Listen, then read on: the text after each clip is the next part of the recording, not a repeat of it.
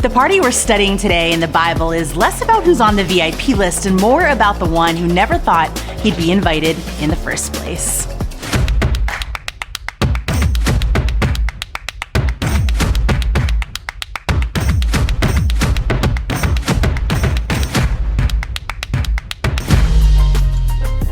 Hey everyone, I'm so glad you're joining us today. Welcome to Epic Everywhere, practical teaching to help you grow in your faith, no matter where you are on your spiritual journey. If I haven't had the chance to meet you just yet, my name is Emily, and I'm the pastor of Epic Online, and it's a really big deal that you're here. And I want to give a special shout out to anyone who's hanging out with us for the first time today. In a moment, we're going to go ahead and share some ways you can get connected and how you can get your hands on a free gift. Well, listen, I know this has been a tough week with the Phillies losing to the Mets. Yes, the Mets, what is life? But you've come to the right place. We might not be witnessing a locker room celebration, but we're gonna have some fun today because church should be fun. It should be meaningful, and it should definitely make a difference in your life. One of the ways it can make a difference in your life is through the power of connection. So we're all gonna take a step towards connection by texting in right now. You can go ahead and get your phones out if they're not out already. And to text in, you can use the QR code on the screen or text here to the number on the screen. And then when you text us, we're gonna text you back with a link to the Hub, which is a spot that has everything that you need to make the most of today's experience. When you text in for the first time, we're gonna hook you up with a free tee just to say thanks for being here. It's our official 2024 Epic t-shirt, so text in so we can get you the hookup. At the top of today's Hub, you'll see a spot where you can share how we can be praying for you this week, and also how you can give to support all that God's doing in and through our church. The Hub's also got all the deets on what's going down at Epic. Next week, October 27th, we're going to be hosting baptisms across all of our locations. If you've made the decision to follow Jesus and just haven't been baptized as an adult, this is your time. You can head over to the Hub or head to epic.church/baptism to get signed up today. Something else that we have coming up is the most meaningful party of the year. If you've been with us for a little while, you probably know that we have the honor of hosting a night to remember taking place on Saturday, November 9th. We get to throw a huge party for people with disabilities. We dress up, we walk the red carpet, we dance the night away with a DJ. So to check out all the fun that went down last year, take a look at this.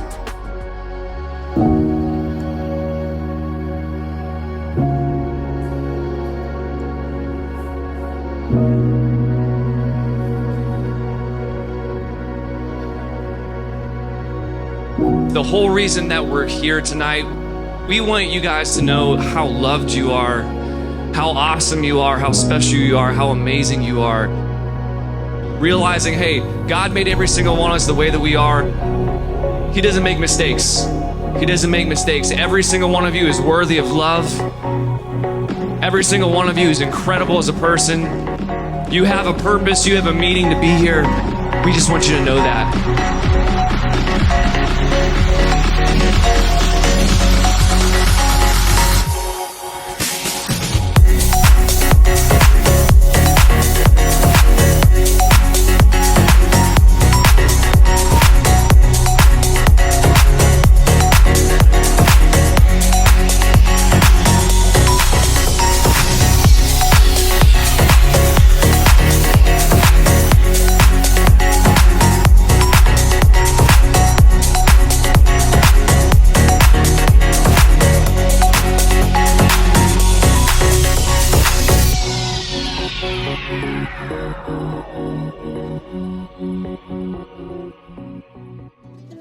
I told you it's the most meaningful party of the year. A night to remember is incredibly meaningful because we get to celebrate and party with people who are often overlooked and forgotten. So cue the confetti because we're gonna make sure that they feel super, super special. And listen, this event, it takes hundreds of us to go ahead and volunteer to make this happen. So please sign up today, not tomorrow, today. There's numerous different areas where you can get involved, and I guarantee it's gonna be a good time. You can get signed up right on the hub or by heading to forphilly, forphilly.com. And be sure to share this with any friends or coworkers and have them volunteer with you. Everything is definitely better together. Well, the time has come for today's message as a part of our series, Cue the Confetti.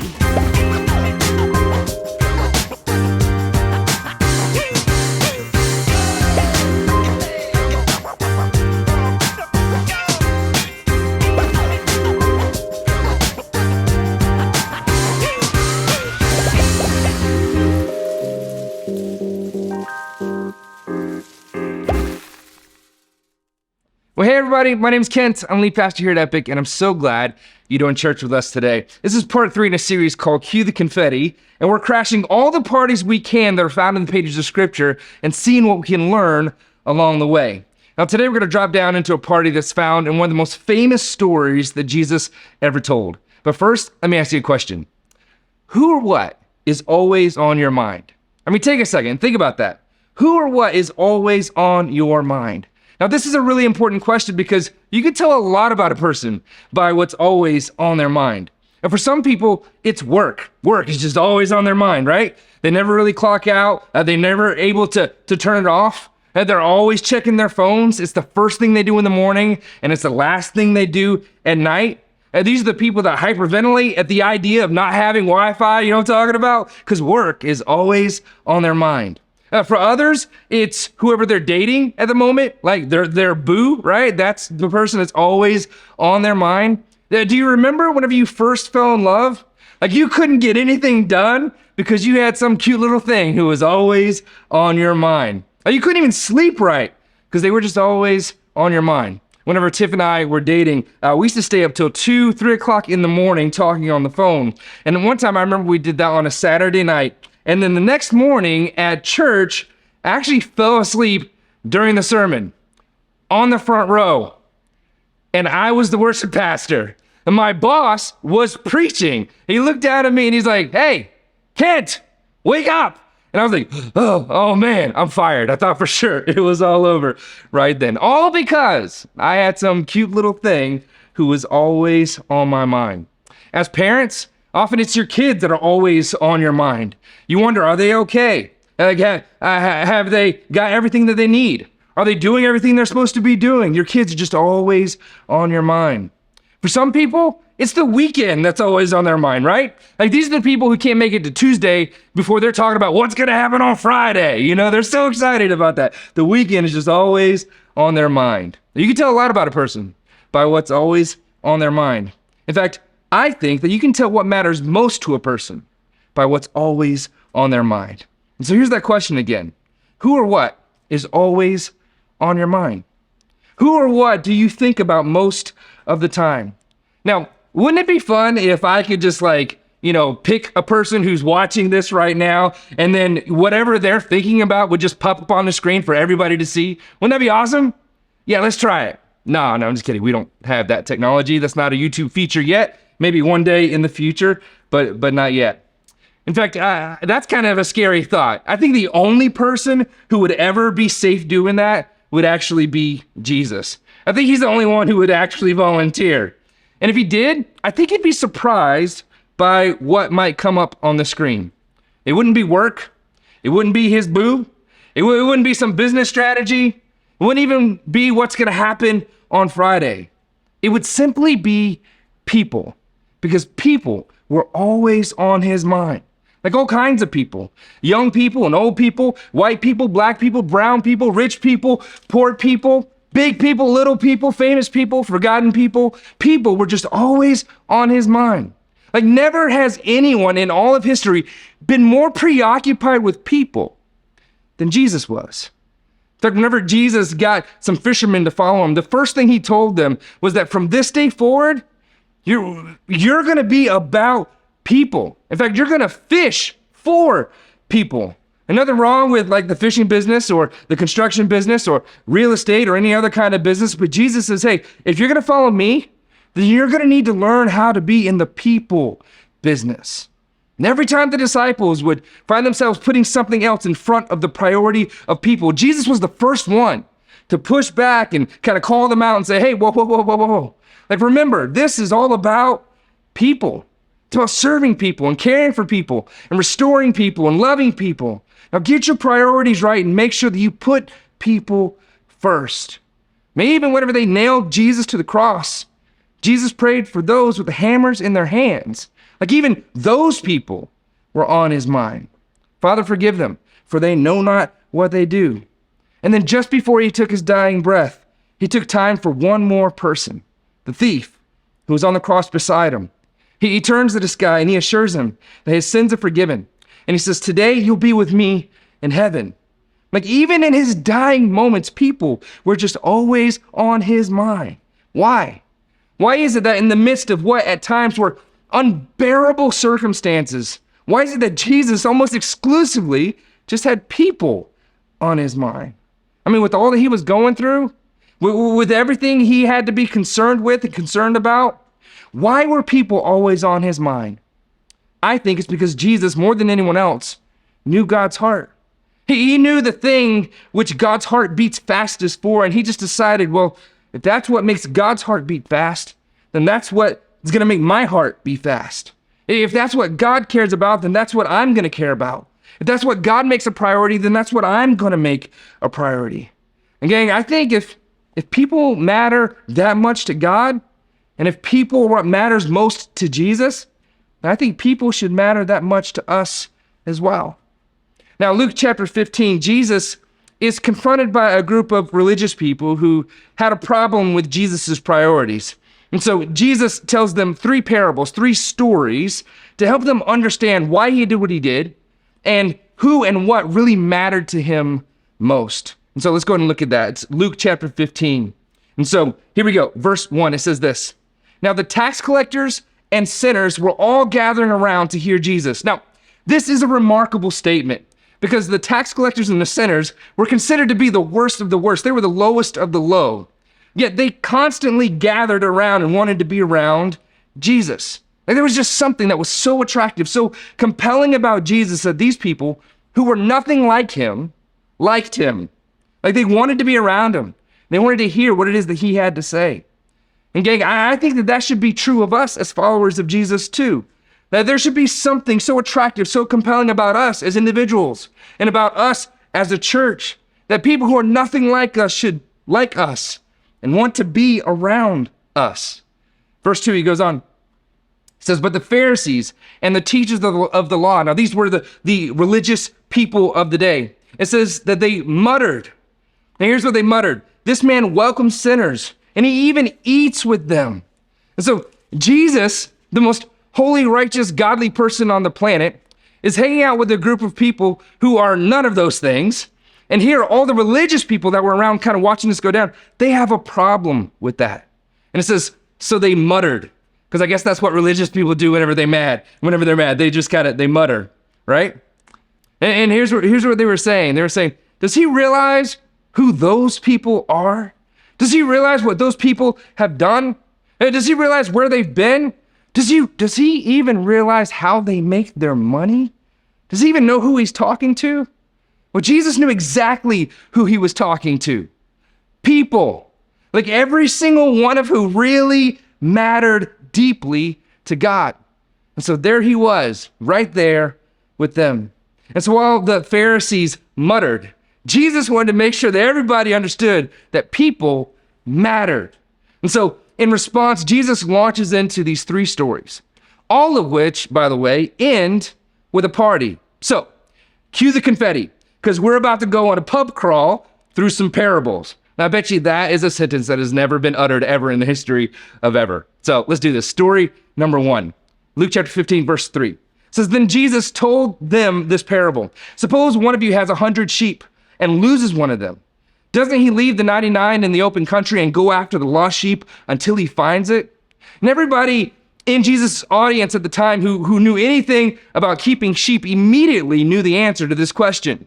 The answer is yes. That's exactly what you would do. If you had 100 sheep and you lose one, you would leave the 99 secured sheep and you would go find the one lost sheep. You might hear this, you're like, well, what's the big deal? Like, it's just one sheep.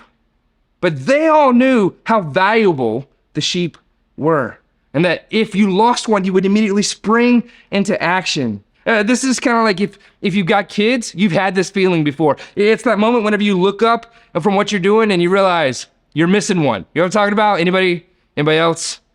I'm not the only one. Don't judge me. Don't judge me. It happens. They're shifty. They kind of hide places. Anyways, it's that moment where you're like, oh my gosh, where are they? That's what everybody was feeling when he was telling this story. Verse 5. And when he finds it, he joyfully puts it on his shoulders and goes home. Then he calls his friends and neighbors together and he says, rejoice with me. I have found my lost sheep. He says, hey, whenever you find your lost sheep, you go home and what do? You throw a party and you celebrate. Then he tells them something about God that they didn't quite understand yet. Here's verse 7. He says, I tell you that in the same way, there will be more rejoicing in heaven over one sinner. And a sinner is just anybody who's ever sinned before. So that's all of us, every single one of us. Over one sinner who repents, or a person who turns around and goes back in God's direction, than over 99 righteous persons who do not need to repent. And no doubt they're trying to put the pieces together and figure out what all this means, but before they can, Jesus launches into story number 2, verse 8. Or suppose a woman has 10 silver coins and loses one. Doesn't she light a lamp, sweep the house, and search carefully until she finds it?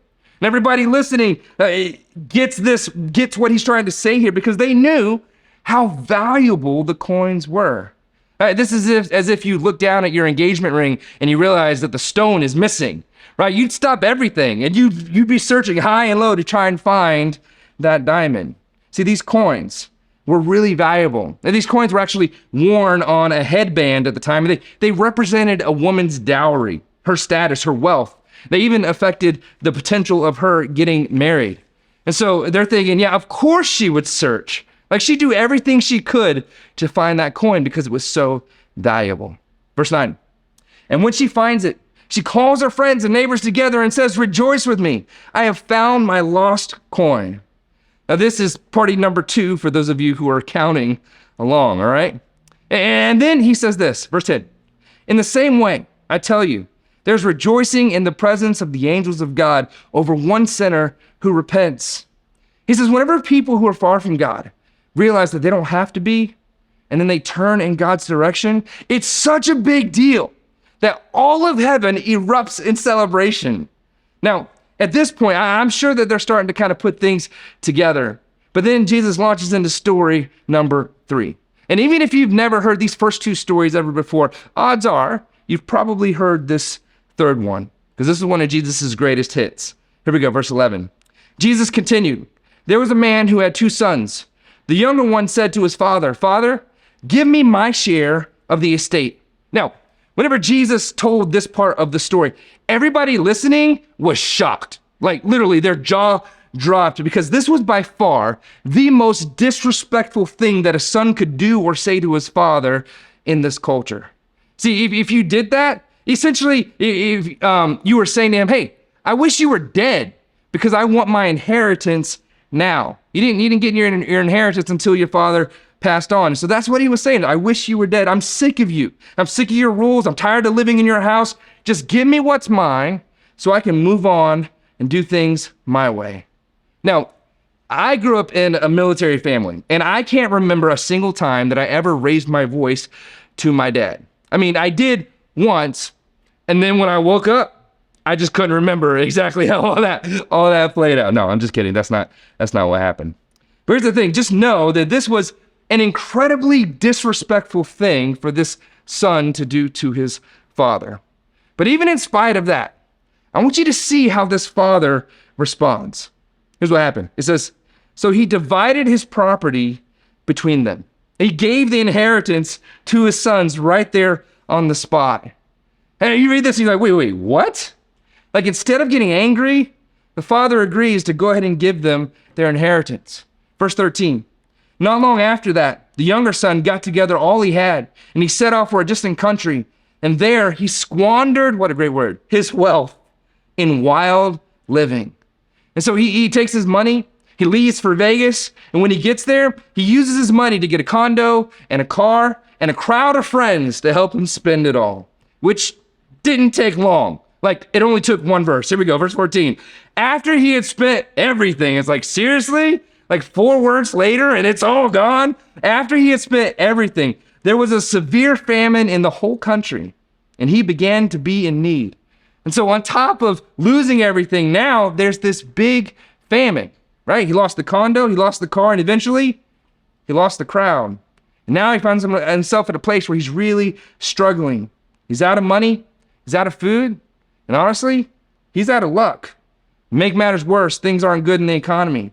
Well, the religious people listening to Jesus tell this story, they're finally starting to lean in and go, oh, finally, Jesus tells a story where somebody gets what they deserve, right? And I'm starting to like this story. And so they're leaning in. Verse 15.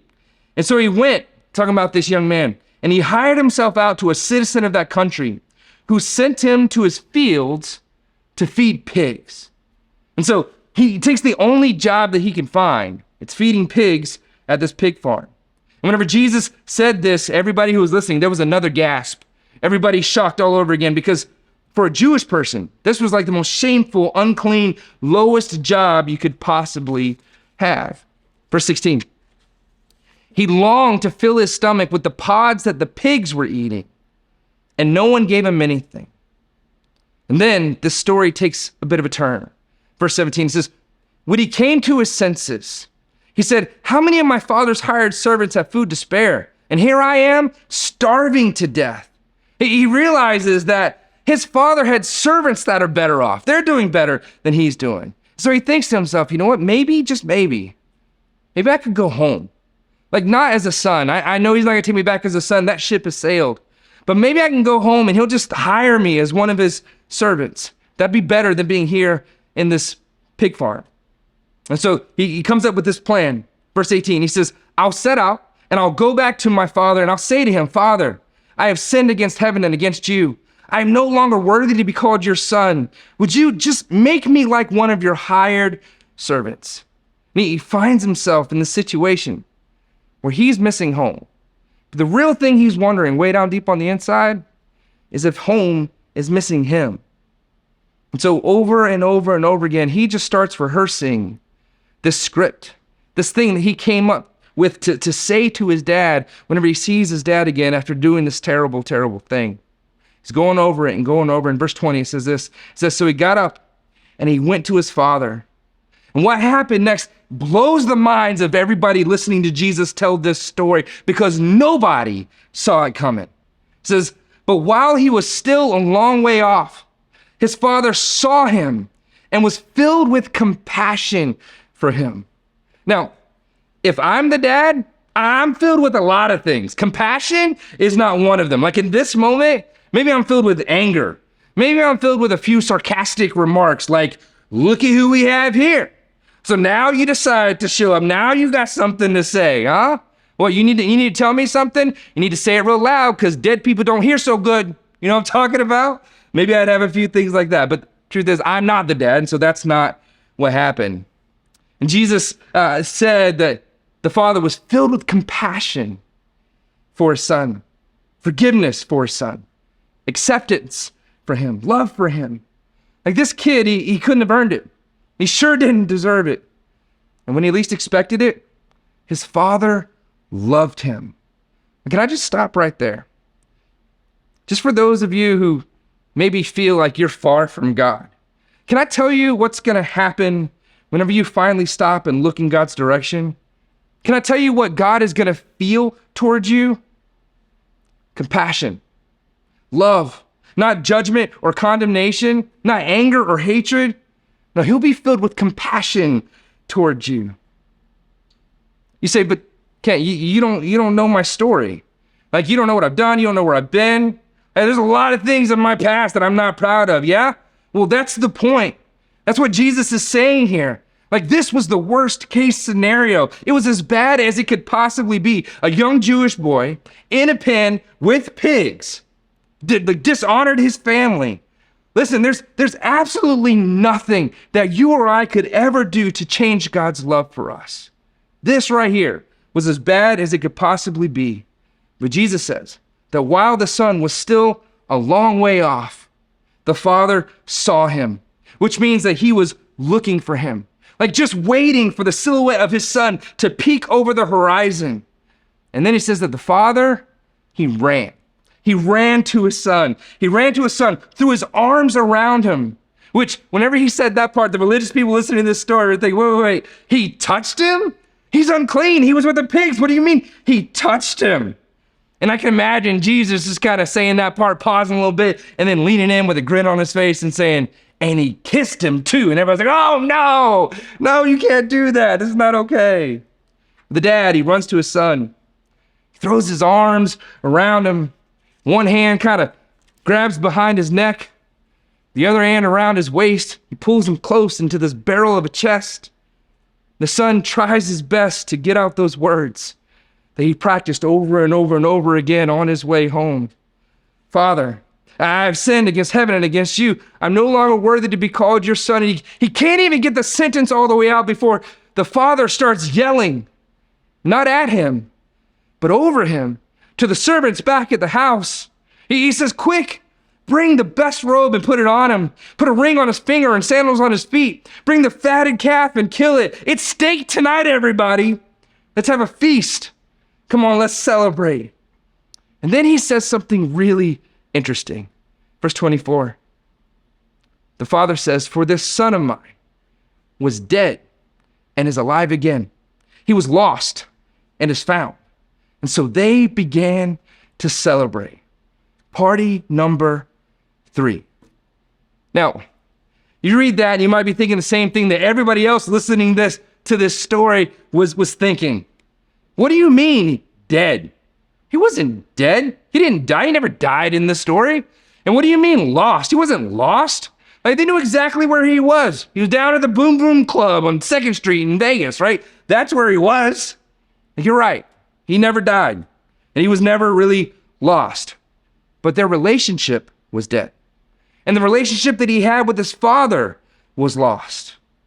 But now, in this most beautiful turn of events, what was dead is now alive again. And what was lost is now found. And gang, that's the reason why they throw a party. You see, whenever God looks down into the world, he sees 2 categories of people. Lost people and found people. And that's it. Nothing else. He doesn't see good people and bad people. He doesn't see important people and unimportant people. He doesn't see religious people and non-religious people. No, he just sees lost people and found people. People who have a relationship with God as their Heavenly Father and people who don't yet. So you want to know why Jesus had people almost always on his mind? You want to know why he did what he did, spent time with who he spent time with, prioritized who and what he prioritized? It's because more than anything else, Jesus wanted every lost person to become a found person. He wanted every broken person to become a whole person. He wanted every hopeless person to become a hope-filled person. See, the reason why Jesus spent so much time with disconnected people was simply because they were disconnected. And the reason why Jesus was drawn to people who were far from God is simply because they were far from God. And he knew that they didn't have to stay that way. And so here in Luke chapter 15, Jesus tells these 3 stories. Story about the lost sheep, the lost coin, and then this story about the lost son. And every time there's a party that's thrown because there's something that was valuable that was lost, but then now is found. And it's this beautiful, beautiful picture of God's love for people and the value that he places on every single person and his desire more than anything for lost people to become found people. And this right here is where most people stop telling the story that's found here in this chapter. Just 3 stories, 3 parties, 3 celebrations, 1 big idea, and then they call it a day. But that's not where Jesus stopped telling this story. In fact, did you know that there's actually 1 more party in this passage? And Jesus goes on in verse 25. He says this. He says, meanwhile, and I can imagine whenever this happened that there's like a change of music in this moment. Kind of like in Mario Kart, where it goes, do do do do do do do do do do do do do, and then all of a sudden it goes, do do do do do. You know what I'm talking about? Do do do do do. So meanwhile, do do do do do. The older son was in the field. When he came near to the house, he heard music and dancing. Now you know it's a good party when you can hear the dancing. And so he called one of his servants and he asked him, what was going on? Like, what's all this about? Like, what's with the music? What's with this party? And the servant said back to him, didn't you hear? Verse 27, your brother has come, he replied, and your father has killed the fatted calf because he has him back safe and sound. And in that moment, all the older brother hears is, my sorry, good-for-nothing, leeching brother is back? And my dad is throwing a party for him? Like, he can't believe it. And he's so mad that he can't even see straight. You ever have that kind of a moment? Verse 28. The older brother, it says, became angry, and he refused to go in. He's like, I can't even take part in this party. I can't be part of your celebration. There's nothing to celebrate. And so his father, look what happened. He went out and he pleaded with him. But he answered his father, look, all these years I've been slaving for you and never disobeyed your orders. Yet you have never given me even a young goat so I could celebrate with my friends. And when this son of yours, notice he didn't say my brother, when this son of yours who has squandered your property with prostitutes comes home, I mean, big brother wasn't playing. He's putting all his business out. He says, when he comes home, you kill the fatted calf for him? Are you serious? I mean, all at once, everything that he'd been holding on to for so long, it just comes spewing out. With, I'm sure, his hands shaking and his voice trembling. And with what seemed to be just a million thoughts and emotions racing and running through his mind. He just erupts in this moment. He's so upset. But man, did it feel good to say what it is that he said. And did you catch the fourth party in this story? It's a pity party. Yeah, it's a pity party. The older brother, like he's the only one who invited himself to this party, has this big pity party. And he couldn't believe what was happening. Like on the one hand, he kind of felt like he wasn't getting what he deserved for being so faithful. And then on the other hand, he kind of felt like his brother was getting way too much in spite of his brother's unfaithfulness. But then we see his dad's words in response. They were so calm, so collected, but chosen. Here's what he said, verse 31. My son, the father said, you are always with me, and everything I have is yours. He looks his older son straight in the eye and he says to him, you're my son, not my slave. Everything I have is yours. Like, when did you start thinking that you had to work for it? Where did you get this idea that you had to earn it somehow? Like, couldn't you hear that in what the older brother said? Like his exact words were, all these years I've been slaving for you and never disobeying your orders. And so the dad just kind of stands there stunned, trying to make sense of it all.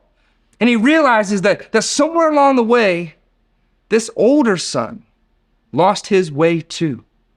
And that somehow this older brother thought that it was about rules and not relationship.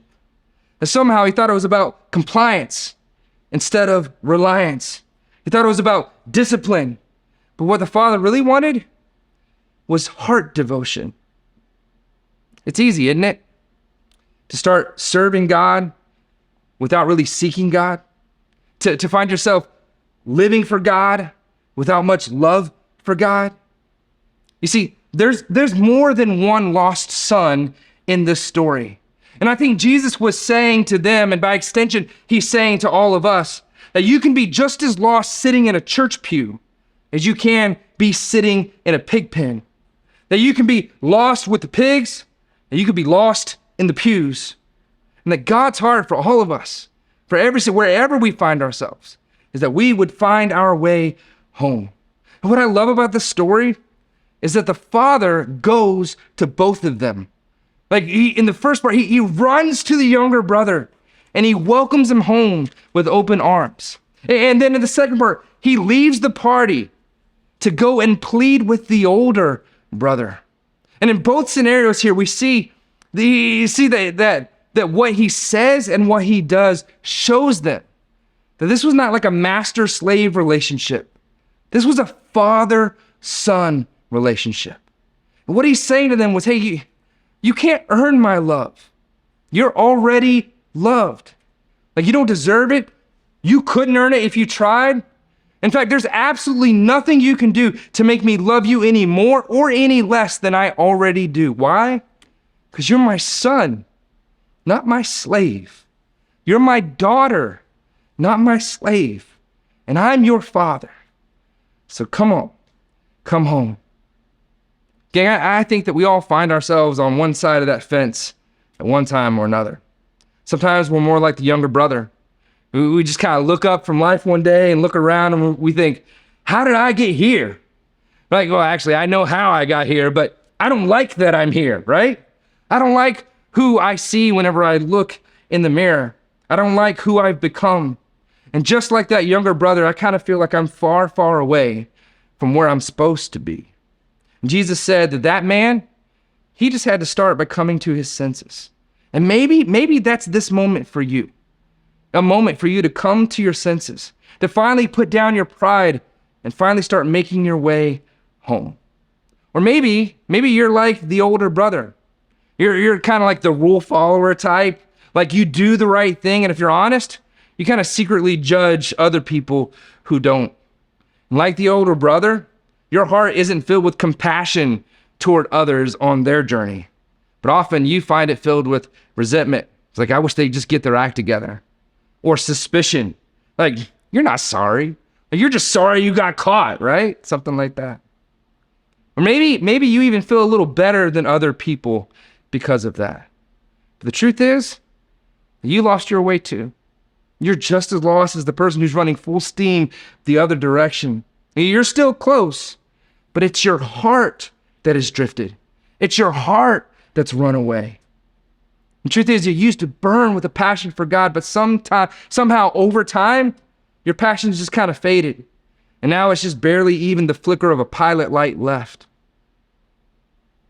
When you finally come to your senses, when you finally make your way home, when you finally start choosing relationship over just keeping a bunch of rules, then you'll be able to actually start to rejoice and be glad for others as they find their way home too. King, that's why the father here ends this story, or this talk that he has with his older son, with these words. Here's what he says, verse 31. He says, but we had to celebrate and be glad because this brother of yours was dead and is alive again. He was lost and is found. Listen, whether you find yourself identifying more with the younger brother or the older brother, my hope for all of us is that we just start making our way home to our Father, our God, who loves us, who's got a plan for us. Let's move in that direction instead of our own.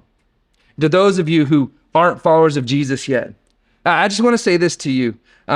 If you'd say, I'm not really a church person, here's what I want you to know.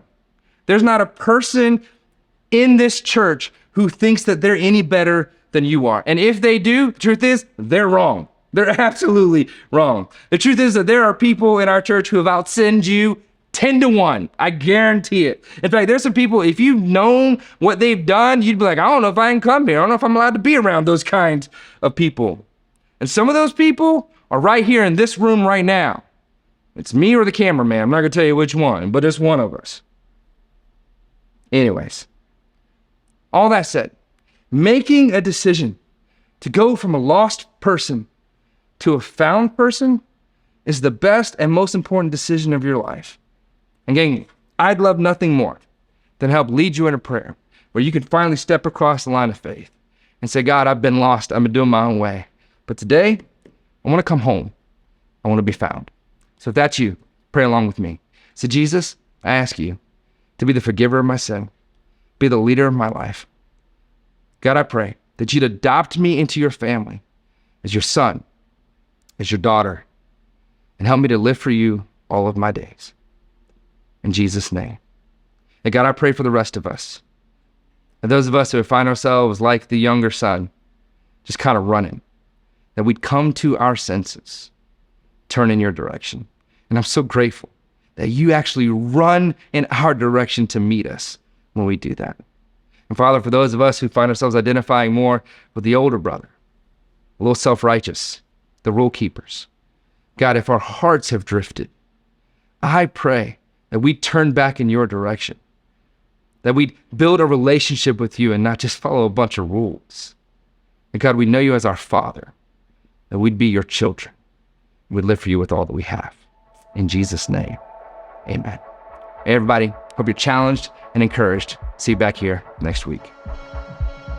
Thanks so much for that message, Kent. That verse in Luke, he was lost and is now found, so they began to celebrate. There's just nothing like it. If you've made the decision to follow Jesus today, be sure to let us know on the hub so we can celebrate with you and help you take some next steps in your faith. Well, thanks so much for hanging out with us today. There's a few things that you can do before you leave that are going to help us reach more and more people who might be feeling lost and hopeless. Take time to like, comment, and subscribe to this video, and also take time to share it with a friend or on social media. You just never know who might need it. And I can't wait to see all of you right back here next week.